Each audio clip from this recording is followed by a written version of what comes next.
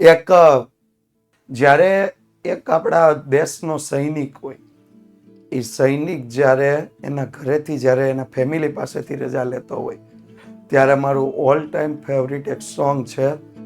Holiday મૂવીમાં જ્યારે last song આવે છે, જે પેલી ટ્રેન સૈનિકો જ્યારે વિદાય લેતા હોય ત્યારે, તો એ સોંગના શબ્દો કંઈક આવા છે. આપણે રાગ તાલ કાંઈ નથી, એટલે આપણે ખાલી એમનો જ ગાઈ નાખીએ.